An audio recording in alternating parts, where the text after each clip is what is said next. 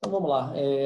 A gente dividiu a apresentação mais ou menos assim. A gente fala um pouquinho da doença, impacto na economia real e preço dos ativos, tá? Primeiro slide mostra, então, como a doença começou, né? Então, lá no início de dezembro, começou a aparecer alguns casos de uma pneumonia esquisita na China. Descobriu, então, que existia esse vírus novo. Esse vírus foi efetivamente mapeado em janeiro de 7 de janeiro de 2020. E logo no dia seguinte a gente teve, então, a primeira morte da doença. Logo depois, né, o governo chinês fechou, então, o mercado de onde se imaginava que essa doença tinha saído. E você observa, então, aqui um crescimento muito forte. A linha cinza, ela reporta os casos efetivos da doença, e a linha amarela reporta o diagnóstico da doença. Tá? Então, uma coisa é quando a doença começou e outra coisa é quando ela foi diagnosticada. Né? Você observa que o fechamento de Wuhan, da região, o lockdown, começou aqui no dia 23 de janeiro. Tá? E apesar da gente ver crescimentos, né, de casos diagnosticados, na verdade, o que estava acontecendo era que a doença já estava começando, então, a ter um decrescimento no número de casos. Tá? Essa medida de lockdown, ela é uma medida que ela é bastante efetiva no controle de reprodução da doença. Tá? Isso aqui é um pouco do caso da China. A gente, dificilmente em economias, em democracias, a gente vai ter dificuldade, a gente vai conseguir fazer o que a China fez. Então, no slide seguinte, uma foto aí do sucesso da China. As colunas cinzas são os casos ativos, a coluna azul são os casos recuperados e as mortes estão na coluna vermelha. Então, a China, de fato, conseguiu, ao longo, né, desses 2 meses quase, controlar bastante a doença. Tá? O problema é que o fechamento de fronteiras que aconteceu uma vez diagnosticada essa doença, ele não foi rápido o suficiente para impedir que a doença se espalhasse para o resto do mundo. Então, nesse slide aqui, a gente observa ali embaixo as datas, tá? E no mapinha você vai vendo como a doença cresceu e se alastrou pelo mundo inteiro. Tá? Primeiro, então, fortemente aqui na China, aí você começa a ver os outros países. A Itália, você vai ver que vai rapidamente ficar numa cor escura aqui. Foi um dos, eu acho que foi uma grande surpresa negativa, foi a característica da epidemia na Itália. Tá? Isso até o início do mês de março, e de lá para cá só piorou. Para não falar que só piorou, o dado de hoje foi um pouco melhor do que o dado de ontem. A gente não sabe se isso é meramente uma questão estatística, que amanhã piora, ou se isso significa uma melhora na curva da epidemia no norte da Itália. Então, basicamente, isso aqui são os casos fora da China. Então, a doença cresceu rapidamente fora da China. Naturalmente, ainda muitos casos ativos e poucos casos resolvidos. Tá? Falando um pouco no vírus, né? Esse aqui é uma matriz que mostra na linha de baixo a taxa de fatalidade, né? Percentual de pessoas que morrem. E nessa linha aqui, o que eles chamam de R0. R0 é a taxa de reprodução da doença. Quantas pessoas são contaminadas por uma pessoa doente. Tá? Esse é um número estatístico que depende de uma série de fatores. Ele não é um número fixo da doença, ele é um número que depende, por exemplo, das interações sociais. Né? À medida que você adota lockdowns, esse número cai para a doença. Tá? E aqui é o número de morte efetivamente da doença. Até agora, a gente tem uma doença que mata mais do que a gripe, mata mais do que o H1N1, por exemplo, mais do que a gripe comum. Está longe de ser a tragédia que foi o SARS. Tá? Isso aqui, para quem lembra, foi um surto de gripe com pneumonia que aconteceu na Ásia e um pouquinho no Canadá também. E essa aqui, que muito pouca gente falou, foi uma síndrome respiratória no Oriente Médio que tinha uma mortalidade perto de 30%.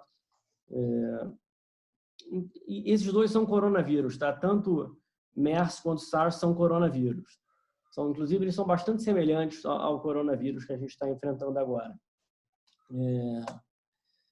Então, só um pouco mais de detalhe no número de reprodução, tá?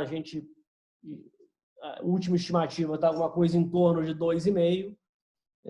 A gripe perto de 1,3 normalmente, tá? Depende da temporada de gripe, isso é um número médio. Mas, enfim, transmite mais do que a gripe, bem menos do que sarampo, por exemplo, mas transmite bastante. E o objetivo de todas as medidas que a gente está tomando de lockdown, distanciamento e campanha educativa de lavar a mão, álcool gel, etc., isso tudo tem o objetivo de trazer esse número de 2,5 para baixo de 1. Né? À medida que esse número vai para baixo de 1, a epidemia começa a diminuir de tamanho. Então, o JP Morgan fez uma projeção de que seria o pior caso possível e um caso otimista para o Brasil. Então, na média, ele imagina o pico de epidemia lá no meio de abril, com 25 mil casos. Isso é o caso base. Né? O que ele considera um caso pessimista seria perto de 40 mil pessoas infectadas. Naturalmente, esses modelos são tão bons quanto as premissas adotadas pelo modelo e tem muita incerteza ainda, o que dificulta o grau de precisão desses modelos. Tá? Mas, enfim, achei que valia a pena compartilhar essa estimativa. Em relação à fatalidade, ao número de pessoas mortas, se observa que depende muito da região. Tá? Cada região tem uma taxa de fatalidade diferente. Então, basicamente, um fator é pirâmide demográfica, como é que é a idade média das pessoas. E o segundo fator, que é até mais importante, é como o sistema de saúde está conseguindo cuidar dessas pessoas. Essa é uma doença que o pessoal relativamente jovem, tá, vai com alguma frequência para a UTI. A frequência é pequena, 10% das pessoas perto de 45 a 55 anos precisam ser internadas e ter algum apoio de respiração.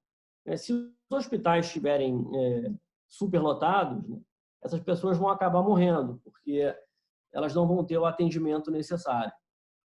Toda essa ideia que a gente está vendo de, olha, vamos fechar cidades para achatar a curva, né, para achatar a curva da epidemia, basicamente tem o objetivo de evitar que os hospitais atinjam, então, a sua lotação máxima, o que leva a um agravamento da curva de fatalidade da doença. A melhor estimativa que a gente tem, tá, de percentual de morte dessa doença vem da Coreia do Sul. E o motivo é que a Coreia fez muito mais testes por habitante do que qualquer outro país. Então, a Coreia testou 2.000 pessoas a cada 1 milhão de pessoas, comparado, por exemplo, os Estados Unidos melhorou agora, mas os Estados Unidos, até pouco tempo atrás, tinha testado 1 pessoa por 1 milhão. Então, como a Coreia a gente tem uma precisão maior no número de pessoas infectadas, né, a gente consegue ter uma precisão um pouco maior no percentual de mortes. E esse número hoje está entre 0,6 e 0,7 na Coreia. Uma gripe média tem uma taxa de fatalidade de 0,05. Então, é alguma coisa perto 10 vezes uma gripe, que é uma coisa preocupante. Não é o fim do mundo, mas definitivamente é preocupante. O que a gente observa ainda em relação à mortalidade, a mortalidade de homens, tá, na China foi maior do que mulheres, provavelmente porque a taxa de fumantes é bastante elevada para homens, é alguma coisa perto de 50%, e muito inferior para mulheres. Tá? E tem a questão das comorbidades, então quem tem hipertensão, diabetes, doenças cardíacas ou câncer, por exemplo, tem uma chance maior de morrer. Nesse momento, existe uma teoria ainda a ser confirmada de que alguns tipos de remédio para pressão alta facilitam a entrada do vírus nas células. Esse vírus ele invade a célula através de um receptor chamado ACE2 e alguns remédios de pressão maximizam a expressão desse receptor nas células humanas. Então, existe um estudo, ainda não é comprovado e não existe recomendação ainda de se cortar remédio de hipertensão, mas é um comentário que eu acho que vale a pena a gente saber que existe. Basicamente, o pessoal mais velho morre muito mais, é uma doença que mata muito pouco jovem, e a mortes levam de 6 a 40 dias após a internação. As mortes acontecem ou por insuficiência respiratória ou por uma síndrome inflamatória generalizada, que representa um percentual não desprezível das mortes. Tá? Os tratamentos que existem hoje, se entrar no site Clinical Trials, que é o site americano que compila as pesquisas médicas, devem ter uns 40 tentativas de tratamento em andamento. Tá? Acho que a gente está mais ouvindo falar a história da cloroquina, né, com azitromicina, que é um antibiótico. Então, basicamente, a cloroquina tem bons resultados nas pesquisas in vitro, ela teve resultado positivo em alguns casos na China e na França. Esse estudo que saiu na França agora, dia 16, que foi o mais famoso, foi muito pequeno, foi com 24 pacientes apenas, então acho que a gente precisa de mais tempo para ter certeza que isso funciona. De qualquer forma, já está faltando cloroquina no mundo, tá? No Brasil não tem mais, enfim, tem uma dificuldade de se conseguir esse remédio. Esse aqui é um outro remédio, é um antiviral que está em fase de teste, deve ter alguma coisa para maio, mais ou menos final de abril, maio, algum resultado de pesquisas mais relevantes. Tem um remédio de uma empresa subsidiária da Fuji, japonesa, que apresentou resultado promissor na China. O governo chinês basicamente afirmou que essa substância tem um alto grau de confiança e é claramente efetiva contra o coronavírus. Também está em fase de estudo, também é uma daquelas 40 que estão sendo estudadas. Tá?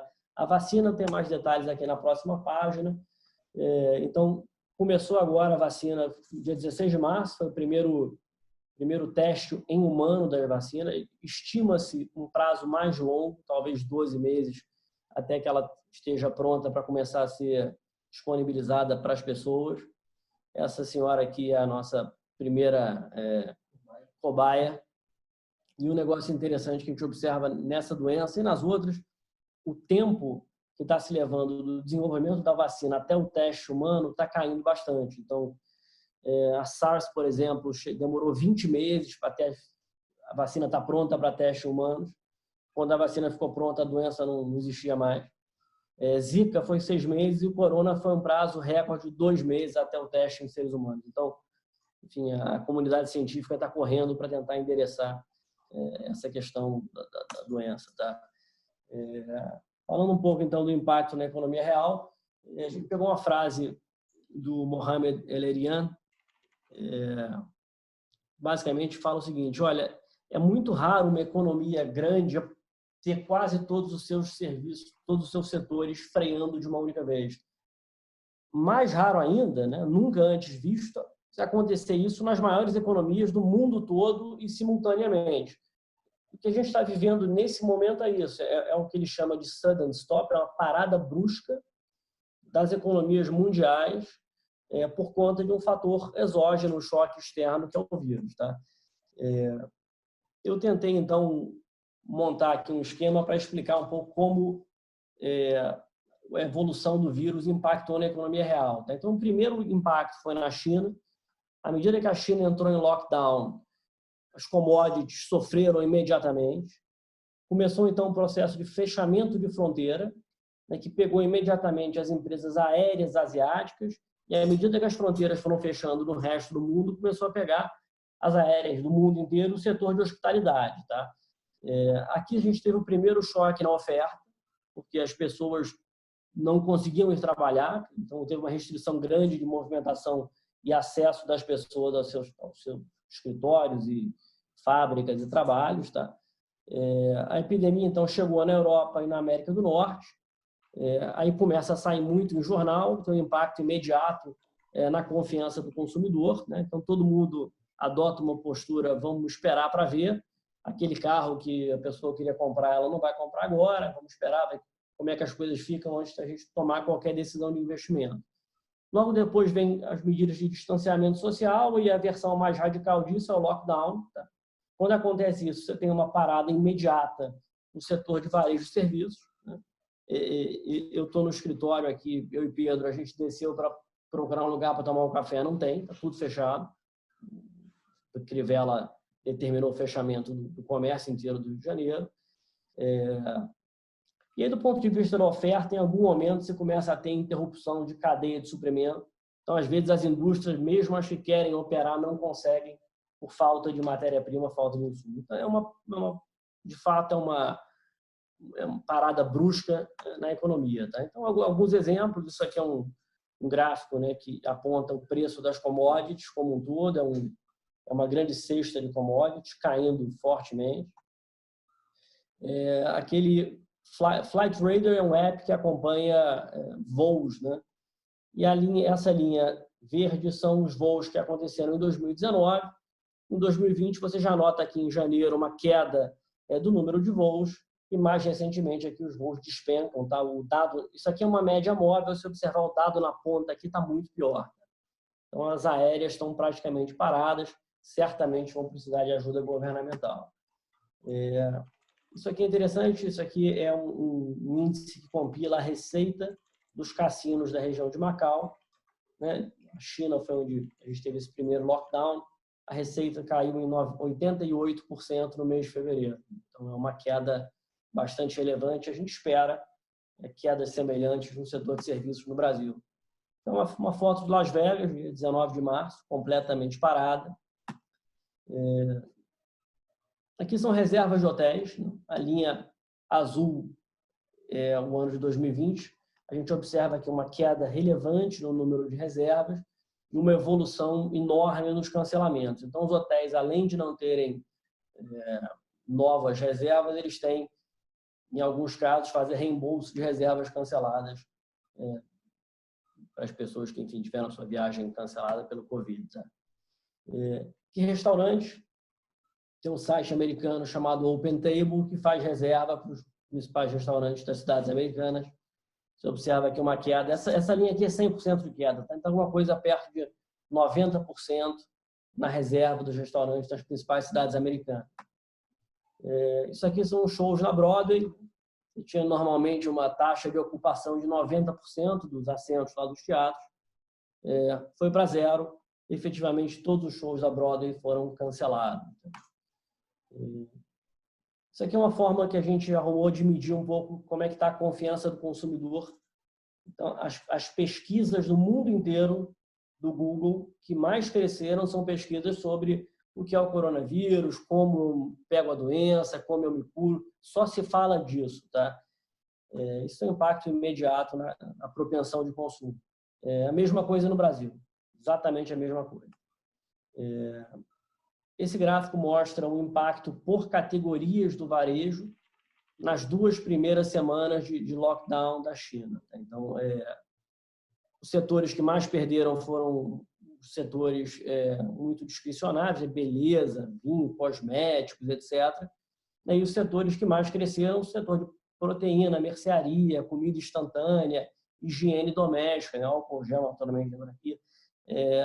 Então, a gente observou a mesma coisa no Brasil. Tá? As pessoas têm ido ao mercado para fazer um estoque para enfrentar essa crise. Então, na primeira semana, primeiras 2 semanas, você deve apresentar em algumas categorias de mercado uma elevação de venda.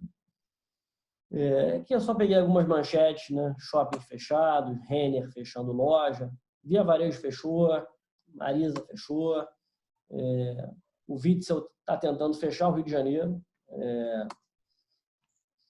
E aí várias indústrias dando férias coletivas para tentar, de alguma forma, tem muita gente parando para fazer reforma de fábrica, aproveitar aquelas paradas de manutenção fazendo nesse período. Então, basicamente, o que você tinha era uma economia que vinha crescendo, que sofre um choque imediato necessário para manter a saúde da população em patamares razoáveis, tá? Manter os hospitais funcionando. O que se espera, então, né, são suportes, tanto do ponto de vista monetário quanto do ponto de vista fiscal, para ajudar a economia a passar esse período mais difícil e perder o mínimo possível de atividade para frente. Tá? Eu acho que, uma vez superada essa crise, o mercado vai estar olhando para final de 2020 e 2021. Acho que as informações que vão sair de curtíssimo prazo, elas já perderam a relevância. Todo mundo já sabe que a atividade econômica no primeiro e segundo trimestre vai ser horrível. Então, o governo brasileiro tem anunciado, o mundo inteiro também, medidas fiscais e monetárias de mitigação. Eu só listei algumas delas aqui. Eu acho que a gente tem que ir acompanhando isso à medida que vai saindo. Tá? Os Estados Unidos ainda não conseguiu chegar num pacote fiscal, o Brasil ainda está tentando caminhos. A gente teve uma medida provisória hoje que foi revogada quase horas depois, então a gente ainda está batendo um pouco de cabeça para tentar endereçar essa questão, o que é compreensível dado a complexidade do problema e a velocidade que ele aconteceu. Impacto no preço dos ativos. A gente teve a maior queda, não é a maior queda, desculpa, a queda mais rápida da história. Tá? Então, essa linha azul basicamente é a mediana das crises da Bolsa Americana. E as linhas mais clarinhas mostram mais ou menos o que são os cenários, os quartis, né? Para que lado, primeiro, segundo, terceiro e quarto quartil. E a gente observa que essa linha está completamente fora dos padrões anteriores. Isso, intermediário que está acontecendo agora. Né? Basicamente, a gente estava comentando isso antes de começar a apresentação, nenhum setor conseguiu fugir da desvalorização dos ativos e nenhuma classe de ativo também fugiu. Né? Você olha os bonds lá fora, sofrendo enormemente, NTN-B abrindo aqui, e aí setor de energia que tem Petrobras aqui no meio, que sofreu ainda com a questão de Rússia e Arábia Saudita. Tá? A gente fala um pouco da nossa carteira. Tá? Então, o fundo ele tem essa característica de ser bastante diversificado. A gente divide os nossos investimentos aqui em 4 categorias. Tá? Então, na categoria de alta qualidade, são investimentos que estão há muitos anos na carteira. São empresas que a gente tem o conforto de ter uma posição relevante do fundo, um horizonte de longo prazo, porque a gente acha que essas empresas, ao longo do tempo, vão pegar a geração de caixa dos seus negócios e realocar em crescimento com taxa de retorno elevada. Tá? A gente tem mais ou menos 25% da carteira nisso. A gente tem uma outra categoria que a gente chama de cash cow. Não necessariamente elas são grandes pagadoras de dividendo, em alguns casos são, mas aqui são empresas mais estáveis. A gente não espera dessas empresas uma geração de valor muito relevante, com crescimento forte ou taxa de retorno muito superior ao custo de capital, mas a gente espera desse segmento uma estabilidade muito grande. E nas últimas crises, todas que a gente viveu, esse segmento conferiu uma estabilidade grande à carteira. Não foi o caso nessa crise. Esse segmento está caindo junto com segmentos mais arriscados. Tá? O que a gente chama de valor aqui são empresas que têm um modelo de negócio um pouco mais difícil ou tem uma governança um pouco mais frágil, mas a gente consegue comprar essas empresas então por um preço muito mais atraente do que o preço das empresas aqui de cima. Tá? A forma que a gente se resguarda de uma perda relevante de capital nessas empresas, a gente limita o tamanho da posição individual até 5%. Então, normalmente, essas empresas vão representar um percentual menor do portfólio. Tá? Todas somadas representam mais ou menos 30%. Lembrando que essas aqui são os maiores desse grupo, mas existem outras empresas desse grupo que não estão aqui. Tá? São mais empresas. Essa categoria é mais diversificada. E o que a gente chama de event-driven são empresas que dependem de algum evento para a geração de valor. Geralmente é um caso mais curto. Então, Smiles e Embraer foram 2 investimentos com essa característica. Smiles era o fechamento de capital, que acabou não ocorrendo após o problema do coronavírus. Embraer, a gente ainda aguarda a confirmação do deal com a Boeing. Tá? E a posição de caixa, aqueles mais ou menos 15% que a gente comentou, o fundo não tinha nenhum hedge no momento do início da crise. Tá? Isso aqui é um pouco do desempenho do módulo 1, que é o fundo mais novo da casa. Eles são espelhos, tá? Então, um fundo que rendeu significativamente a mais do que o Ibovespa nesse período, com uma volatilidade muito menor, tá? Então, a volatilidade, até começar essa crise, era perto de 12%, tá? E agora se observa aqui uma queda bastante relevante. O mesmo vale para o nosso fundo mais antigo, que é espelho do módulo 1, que também bateu a bolsa com uma volatilidade menor e está sofrendo agora nesse mês de março, como, enfim, todo o resto do mercado, tá? Aqui é um pouco da história das crises e das quedas. A gente pegou isso emprestado da XP, isso é um relatório da XP, a gente só atualizou esse relatório com os dados atuais, tá? E normalmente, após um período de correção muito forte, você tem um efeito, como se fosse uma mola, os valuations ficam muito comprimidos, e quando aquela ameaça, a crise ou o problema sai da frente, você tem, então, uma reversão dos valuations para patamares mais razoáveis. Então, à medida que o mercado cai, na verdade, o teu risco vai ficando menor, porque você está comprando ativos mais baratos. Naturalmente, desde que os ativos sobrevivam à queda e aí sobrevivam à crise, né? E aí minha recomendação de evitar ativos alavancados ou negócios muito difíceis. A gente tem tentado concentrar em empresas com um balanço muito sólido para ter certeza que a gente vai chegar do outro lado da crise, né? A gente ainda enxerga um prêmio de risco saudável, então a conta aqui basicamente é o consenso de lucro do Bloomberg para as empresas que compõem o índice. A gente inverte esse consenso para chegar na conta do earnings yield e a gente diminui esse valor da NTNB, e mesmo com a abertura da NTNB, a gente ainda enxerga um prêmio de equity razoável, tá? O contra-argumento aqui seria, olha, mas os lucros vão cair em 2020.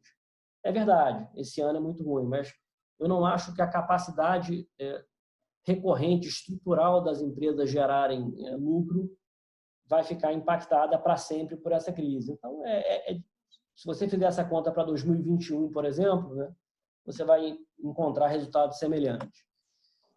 E aqui, por último, a gente pegou o nosso fundo mais antigo, e a linha azul é o retorno anualizado do cotista que entrou e segurou até o final, tá?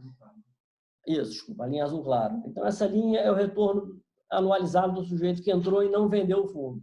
E essa linha aqui de baixo é a cota do fundo, né? E as duas linhas são praticamente um espelho, né? A pessoa que teve a disciplina de se manter alocado ou de fazer investimentos em momentos de crise é o cara que teve o maior retorno acumulado. Então, a recíproca é verdadeira. A recíproca é verdadeira. Eu acho que, historicamente, a pior boleta sua de bolsa é aquela que você compra cheio de confiança que vai dar tudo certo, e acabou de sair a capa da Economist com o Cristo Redentor decolando. E provavelmente a sua melhor boleta vai ser aquela que você comprou no momento que dá um friozinho na barriga. Naturalmente, desde que a empresa que você compre seja uma empresa de qualidade, desde que não seja uma especulação maluca. Então, só uma frase, a gente acha que esse período também vai passar, a gente já passou por outras crises diversas. Na minha curta carreira de 20 anos de mercado, eu passei por 2008, passei por Dilma, passamos por Joesley Day, e agora estamos passando por isso. E o nosso dia a dia aqui não mudou muito, a gente continua ligando diariamente para as empresas, entendendo o que está acontecendo na ponta, quantas empresas estão vendendo, o que elas estão fazendo para reagir à crise, quem está cortando custo, quem não está.